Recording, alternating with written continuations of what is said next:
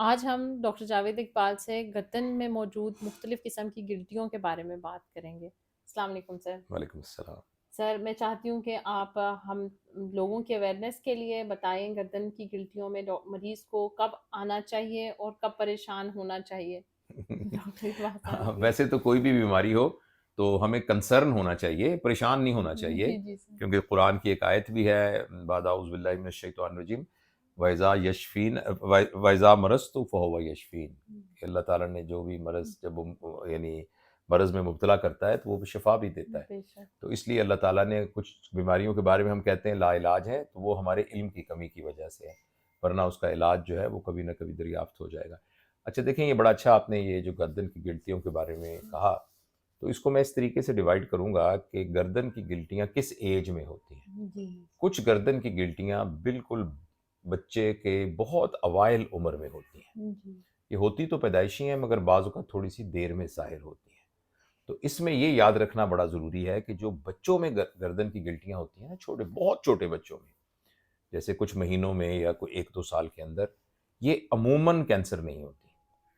और अमूमन अमूमन कह रहा हूँ, मतलब रेयरली हो भी सकती हैं, लेकिन अमूमन ये एक कंजेनिटल प्रॉब्लम होता है, यानी जैसे बच्चे की डेवलपमेंट हो रही होती है, तो डेवलपमेंट में कुछ प्रॉब्लम हो जाता है। इसमें बाज़ औक़ात यहाँ मिड लाइन में गिल्टी बन जाती जी जी। है ना, जिसको जी हाँ जी, थायरोग्लॉसल सिस्ट सिस्ट कहते कहते हैं। हैं। तो हम टेक्निकल डिटेल में तो नहीं जाते, जी जी सर। लेकिन जो डॉक्टर हैं, मेडिकल स्टूडेंट्स हैं, वो जानते हैं कि अगर उस गिल्टी को यूँ करके पकड़ा जाए जी। और ज़बान निकाली जाए तो वो तो गिल्टी मूव करती है, जी तो वो जी। थायरोग्लॉसल सिस्ट कहलाती है। इसी तरीके से यहाँ साइड के ऊपर ना बाज़ होती हैं, जिनको हम ब्रैंकियल सिस्ट जी कहते जी हैं, जी सर। जो कि हमारी पैदाइशी तौर पर हमारे जिस्म की डेवलपमेंट के दौरान कुछ चीज़ें नामुकम्मल रह जाती हैं, तो वो बन जाती हैं।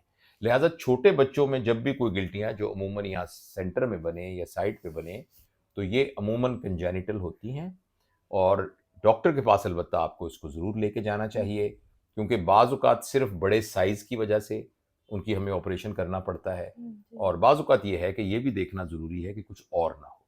इसके अलावा बाज़ औक़ात बच्चे हो सकता है उसके साथ पैदा हों, और बाज़ औक़ात ये है कि पैदाइश के वक़्त नहीं नज़र आता, उनके यहाँ ना एक बड़ी-सी गिल्टी होती है, हुँ। दाएँ तरफ या बाएँ मैं तरफ, और उसकी निशानी ये होती है कि वो बिल्कुल शफ़ाफ़ होती है, अगर आप उस पे लाइट डालें, तो ऐसे शाइन करती है। हुँ। इसको हम सिस्टिक हाइग्रोमा जी। कहते हैं। ये एक तरह से ना पानी की एक थैली होती है, जो हमारा जो लिम्फ सिस्टम है उसकी वजह से होती है, और ये भी पैदाइशी होती है, और अमूमन इसका ऑपरेशन करना पड़ता है। हुँ। अच्छा, इसके अलावा जो दूसरी अहम बीमारी है, जो कि हर ऐज में हो सकती है, हुँ। बच्चों में भी हो सकती है, बड़ों में, वो जो हमारे यहाँ लिम्फ नोड है ना, जी जिनको जी हम सर, गुदूद वो सर। कहते हैं, उन गुदूद का बड़ा होना है। हुँ। अच्छा, वो गुदूद यहाँ पूरे हमारे जबड़े के नीचे पूरा एक रिंग है, जी सर। यहाँ बड़े हो सकते हैं। फिर ये जो हमारी हंसली की हड्डी है, क्लेविकल, इसके साथ एक रिंग है, हुँ। और फिर ये सामने ये जो हमारा मसल नज़र आ रहा है ना, इसके सामने इंटीरियर और पोस्टीरियर यानी आगे और पीछे भी एक पूरी चेन है। यानी एक पूरा रिंग उधर है, एक रिंग नीचे है, और एक बीच में। 2 जो है जी। दरमियान में, ये पूरी चेन्स हैं। तो ये सारे इन सबको हम ग्रुप टुगेदर करें तो सर्वाइकल लिम्फ नोड्स कहते हैं। अच्छा, प्लीज़ आप ये याद रखिए कि जो लिम्फ नोड का बड़ा होना, यानी गुदूद का बड़ा होना, एज़ सच कोई बीमारी नहीं है, ये अलामत है। ये गुदूद का बड़ा होना मुतअद्दिद वजूहात की बुनियाद पे होता है, जी मुतअद्दिद जी। वजूहात की। लिहाज़ा मैं हर एक की कुछ ना कुछ अलामात बता देता हूँ। एक वो गुदूद है जो अभी 2-3 दिन पहले ही डेवलप हुई है, बिल्कुल। और वो उसके ऊपर हाथ रखें तो वो गर्म सी महसूस होती है, और उसको हाथ रखें तो वो दर्द भी होता है बहुत ज़्यादा, मरीज़ को बुखार भी होता है। ये जो गुदूद होती है, ये अमूमन कहीं न कहीं इन्फेक्शन की वजह से होती है। बिल्कुल सर। पंजाबी में ना एक लफ्ज़ है डोल पै गई। पैर हुँ। पर ज़ख्म आ जाए तो कहते हैं डोल पै गई। डोल का मतलब यहाँ एक गिल्टी सी बन जाती है वो दूध। तो ये असल में वो जो डोल डली होती है, यानी ये इन्फेक्शन की एक्यूट वजह से। इन्फेक्शन की वजह से होता है। यानी अगर टॉन्सिल है किसी को तो ये फूल जाएँगे। इसी तरह मुँह पे कोई अल्सर है। अच्छा, बच्चियों को यहाँ वो जुओं की वजह से बाज़ जो। औक़ात ख़ारिश हुँ। होती है, या ख़ारिश की वजह से कोई बीमारी हो जाए, तो उसमें भी ये लिम्फ नोड्स जो है ना ये बढ़ जाते हैं। या आँख, यहाँ कोई इन्फेक्शन हो गई, यानी इस सारे एरिया में कहीं कोई इन्फेक्शन हो, तो इसकी निशानी ये है कि इसमें इसकी अलामत से ज़्यादा वो जो असल बीमारी है उसकी अलामत होती है, बुखार होता है, ये कुछ दिनों तक होती है, और अमूमी तौर पर एंटीबायोटिक देने से ये ठीक हो जाती है। बिल्कुल। एक तो ये है, इसको हम एक्यूट लिम्फेडिनाइटिस कहते हैं। दूसरी एक इसकी जो बहुत अहम वजह है ना, वो टीबी है, जी सर। और टीबी के नाम से घबराना नहीं चाहिए, इसलिए कि टीबी काबिले इलाज इलाज है। मसला है। अगर आप रिपोर्ट आती है टीबी, तो वो काबिल इलाज है। तो इसमें यहाँ हुदूद बन जाते हैं, हुदूद बन जाते हैं। अच्छा, ये बहुत सारे हमारे डॉक्टरों के लिए है, ख़ास तौर पर जनरल प्रैक्टिशनर और जो कुछ हमारे जूनियर दोस्त हैं बच्चे, उनको मैं ये अर्ज़ करना चाहता हूँ कि बाज़ औक़ात जब भी यहाँ लिम्फ नोड होते हैं ना, तो उसको टीबी का इलाज कर देते हैं। ये बात तो सही है कि हमारे मुल्क में ये बहुत कॉमन है, लेकिन बग़ैर इन्वेस्टिगेशन के ऐसा करना बहुत ख़तरनाक है। तो चाहे आपको क्लिनिकली लग भी रहा है कि ये ट्यूबरकुलोसिस है, तो इसकी बायोप्सी लेनी बहुत ज़रूरी है। बायोप्सी का मतलब ये है कि हम उसमें उस लिम्फ नोड को निकालते हैं, निकाल के उसको लेबॉरेटरी में चेक करते हैं और अगर कन्फर्म हो जाए तो फिर टीबी, अमूमन आजकल टीबी का जो इलाज है वो 6 महीने में होता है। मुझे बाकी तो नहीं पता, मगर पंजाब में टीबी कंट्रोल प्रोग्राम के तहत आपको ये दवाइयाँ मुफ्त मिल जाएंगी किसी भी सरकारी इदारे के साथ। जिस क्लिनिक में मैं काम करता हूँ, यहाँ भी एक एनजीओ जो है वो ये दवाइयाँ फ्री प्रोवाइड करती है। लिहाजा हमारे पास कोई भी टीबी का मरीज आता है तो हम उसको दवाइयाँ यहाँ से देते हैं, जो कि एक एनजीओ प्रोवाइड करती है। तो ये दूसरा है टीबी, ठीक है। टीबी के मुकाबले में जो तीसरी बीमारी है ना, उसको हम लिम्फोमा कहते हैं। हाँ, और यही वो बीमारी है जिसका खतरा होता है कि भाई आपने टीबी समझ के टीबी की दवाइयां दे दी, लेकिन वो लिम्फोमा। हाँ, तो लिम्फोमा में और टीबी में एक्चुअली फर्क होता है, वो आम आदमी तो नहीं देख सकता, लेकिन डॉक्टर बड़े आराम से देख सकते हैं कि टीबी के जो लिम्फ नोड होते हैं ना, वो आपस में घुले मिले होते हैं, ऐसे लगता है इकट्ठे हुए हुए हैं, मैटेड कहते हैं, इकट्ठे। और जो ये लिम्फोमा के हैं वो डिस्क्रीट होते हैं, अलग अलग जैसे अलग अलग पड़े होते हैं, अलग अलग पड़े होते हैं और जरा सख्त होते हैं। तो अगर इस तरह के लिम्फ नोड हैं तो भाई आप फौरन डॉक्टर के पास जाएंगे, डॉक्टर साहब आपको देर नहीं करेंगे, फटाफट बायोप्सी लेंगे और बायोप्सी लेके फिर उसका, और आप प्लीज़ आप याद रखिए लिम्फोमा काबिल इलाज है। ये कैंसर की एक किस्म है, मगर ये कैंसर की बहुत हल्की किस्म है और ये इंशाल्लाह काबिल इलाज है, मुकम्मल तौर पर इसमें से शिफा हो जाती है। अच्छा, ये हो गया। इसके अलावा एक और बड़ी वजह जो है वो ये है कि जिस तरीके से जिस्म में कहीं इन्फेक्शन हो तो लिम्फ नोड हो जाते हैं ना, अगर कहीं कैंसर हो तो फिर भी लिम्फ नोड हो जाते हैं। बिल्कुल। तो लिहाजा खुराक की नाली का कैंसर, सांस की नाली का कैंसर, मुंह का कोई कैंसर, पान की वजह से दांतों का कोई कैंसर, इस तरह का कोई कैंसर हो तो बाज़ औक़ात यहाँ हुदूद बन जाते हैं। उनकी निशानी ये है कि वो हाथ लगाने पे दर्द नहीं करते, सख्त बहुत होते हैं, हार्ड होते हैं, बहुत ज़्यादा हार्ड। और जो प्राइमरी बीमारी है उसकी भी अलामत होगी, आवाज़ बदल जाएगी या गला मुसलसल ख़राब रहेगा या नाक बंद हो जाएगा। तो प्राइमरी बीमारी की भी कोई ना कोई निशानी उसमें, या गले के अंदर थायराइड ग्लैंड होगा तो वो भी निशानी होगी। तो ये, इसके अलावा बाज़ कुछ और बीमारियां भी हैं जिनको हम, कोई वायरल इन्फेक्शन बॉडी में हो तो उसमें भी लिम्फ नोड बढ़ जाते हैं। एक और इन्फेक्शियस मोनोन्यूक्लियोसिस होती है, तो उसकी हम तफसील में नहीं जाते क्योंकि ये आम आदमी के जानने की बजाय डॉक्टरों के देखने का है कि वो है कि नहीं। इसी तरह एक बीमारी कैट स्क्रैच डिजीज़ भी है, एक सार्काइडोसिस भी है।